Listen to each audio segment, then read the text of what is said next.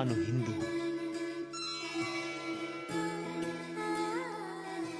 ನಮ್ಮ ಸಂಸ್ಕೃತಿ ನಮ್ಮ ಹೆಮ್ಮೆ. ಅದನ್ನು ಬೆಳೆಸೋಣ, ಅದನ್ನು ಉಳಿಸೋಣ.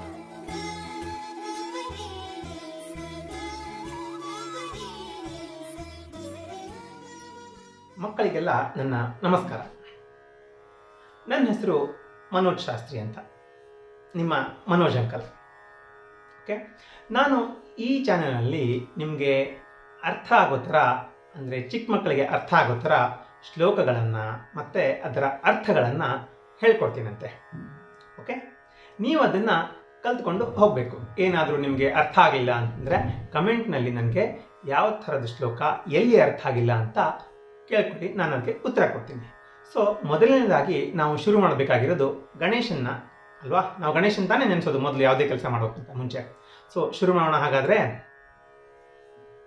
ವಕ್ರತುಂಡ ಮಹಾಕಾಯ ಸೂರ್ಯಕೋಟಿ ಸಮಪ್ರಭ ನಿರ್ವಿಘ್ನಂ ಕುರು ಮೇ ದೇವ ಸರ್ವಕಾರ್ಯೇಷು ಸರ್ವದಾ. ಈಗ ಅದರ ಅರ್ಥ ನೋಡೋಣ. ಬಾಗಿದ ಸೊಂಡಿಲುಳ್ಳ, ಬೃಹತ್ ಶರೀರವುಳ್ಳ, ಕೋಟಿ ಸೂರ್ಯರಿಗೆ ಸಮನಾದ ತೇಜಸ್ಸನ್ನು ಹೊಂದಿರುವ ದೇವನೇ, ನನ್ನ ಎಲ್ಲ ಕಾರ್ಯಗಳಿಗೂ ಎಲ್ಲ ಕಾಲಗಳಲ್ಲೂ ಯಾವುದೇ ವಿಘ್ನ ಬಾರದಂತೆ ಕಾಪಾಡು ತಂದೆ, ಕಾಪಾಡು ದೇವರೇ ಅಂತ ಇದರ ಅರ್ಥ.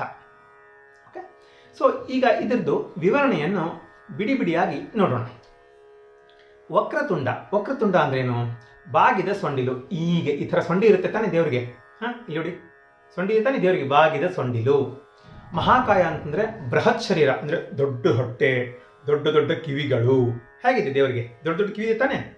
ಸೊ ಅಂಥ ದೇವರೇ. ಸೂರ್ಯಕೋಟಿ ಅಂತಂದರೆ ಕೋಟಿ ಸೂರ್ಯರಿಗೆ ಸಮನಾದ. ಸೂರ್ಯ ಹೇಗಿರ್ತಾನೆ? ಫುಲ್ ಶೈನಿಂಗ್ ಮಿಂಚಿಂಗ್ ಇರುತ್ತೆ ತಾನೆ. ಅಂತ 100 ಅಥವಾ ಕೋಟಿ ಸೂರ್ಯ ಬಂದರೆ ಹೇಗಿರುತ್ತೆ? ಅಷ್ಟೊಂದು ಶಕ್ತಿ ಈ ನಮ್ಮ ಗಣೇಶನಲ್ಲಿ ಇದೆ. ಸಮಪ್ರಭಾ ಅಂದರೆ ಕೋಟಿ ಸೂರ್ಯರಿಗೆ ಈಕ್ವಲ್ ಆಗಿರುವಂತಹ ಕಾಂತಿಯುಳ್ಳ ದೇವರೇ.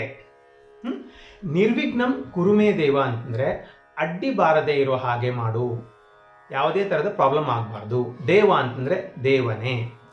ಸರ್ವಕಾರ್ಯೇಷು ಸರ್ವದಾ ಅಂದರೆ ಎಲ್ಲ ಕಾರ್ಯಗಳಲ್ಲೂ ಸದಾ ಕಾಲದಲ್ಲೂ. ಅದರದ್ದು ಅರ್ಥ ಹಾಗಂದರೆ ಓವರಾಲ್ ಆಗಿ ಹೇಳೋದಂತಂದರೆ, ನಾನು ಯಾವುದೇ ಕೆಲಸ ಮಾಡಬೇಕಾದ್ರೆ ನೀನು ನನಗೆ ತೊಂದರೆಯಾಗದೇ ಇರೋ ಥರ, ಪ್ರಾಬ್ಲಮ್ ಆಗದೇ ಇರೋ ಥರ ನನಗೆ ಆಶೀರ್ವಾದ ಮಾಡು ದೇವರೇ ಅಂತ ಇದರದ್ದು ಅರ್ಥ. ಸೊ ನೀವು ಈ ಮಂತ್ರನ ಯಾವಾಗ ಹೇಳಬೇಕು?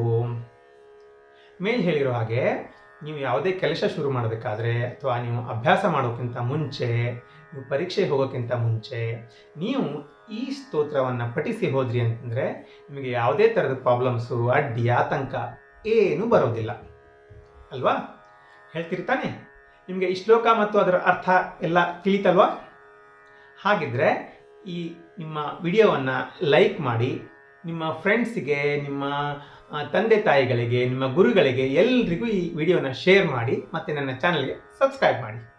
ಮುಂದಿನ ವಿಡಿಯೋದಲ್ಲಿ ಮತ್ತೆ ಮುಂದಿನ ಬೇರೆ ಬೇರೆ ಶ್ಲೋಕಗಳ ಜೊತೆಗೆ ಮತ್ತು ಅದರ ಅರ್ಥಗಳ ಜೊತೆಗೆ ಮತ್ತೆ ಸಿಗೋಣಂತೆ.